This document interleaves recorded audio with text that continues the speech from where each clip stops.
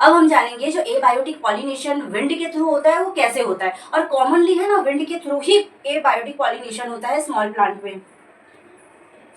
Pollination by wind, pollination by wind बहुत common है। हवा चलेगी, एक फ्लावर की जो एंथर है उससे पॉलन निकल के अदर फ्लावर की स्टिग्मा तक पहुंचती है, बहुत कॉमन है। हवा चलती है, विंड चलती है, जिसके थ्रू ये फ्लावर से अनदर फ्लावर पर पॉलिनेशन हो जाता है। अब ये पॉलिनेशन कैसे होता है, जब पॉलन ग्रेन होती है वो बहुत लाइट होती है, नॉन स्टिकी होती है, जिसके थ्रू विंड करंट के थ्रू ये फ्लो कर जाती है। लाइट होती है ना, बहुत हल्की होती है और नॉन स्टिकी होती है, चिपकती नहीं है, इसलिए फ्लो कर जाती है विंड करंट के थ्रू।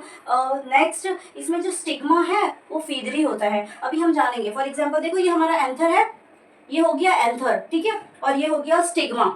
अब हो गया एंथर, और एंथर के ऊपर पॉलन है और ये है स्टिग्मा, ठीक है।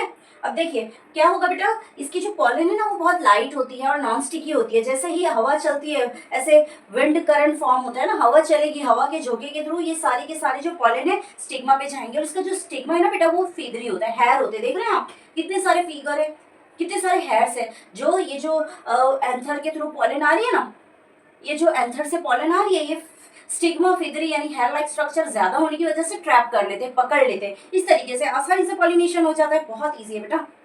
विंड पॉलिनेशन में फ्लावर के अंदर सिर्फ वन ओव्यूल होता है, ठीक है, ये याद रखने जैसी चीज है। कई फ्लावर ऐसे हैं जिनमें वन ओव्यूल होता है और मल्टीपल फ्लावर ऐसे भी होते हैं जिनमें मैनी ओव्यूल्स होते हैं, लेकिन जो भी पॉलिनेशन विंड के थ्रू होगी उसमें सिर्फ वन ओव्यूल होगा। अब ये बेटा विंड पॉलिनेशन आपको पता होना चाहिए, ग्रास और कॉर्न कॉब, ये टू एग्जाम्पल है, इसमें कॉमन होता है, ठीक है। ग्रास में तो मोस्ट ऑफली कॉमन ही होता है, विंड पॉलिनेशन ग्रास में तो कॉमन है, और अनदर एग्जाम्पल आपको कॉर्न कॉब याद रखनी है। अभी मैंने आपको बताया है, ये हो गया है पॉलन और ये हो गया स्टिग्मा। जिन भी फ्लावर में विंड पॉलिनेशन होगी उनका स्टिग्मा बहुत ज्यादा फीदरी होगा, हेयर लाइक स्ट्रक्चर ज्यादा ग्रो होंगे, और ये जो विंड पॉलिनेशन के थ्रू ट्रांसफर होने वाली पॉलन है वो भी बहुत लाइट होती है, नॉन स्टिकी होती है, जिसकी विंड करंट के फ्लो के साथ ट्रांसफर हो जाती है। बहुत ईजी है, ओके।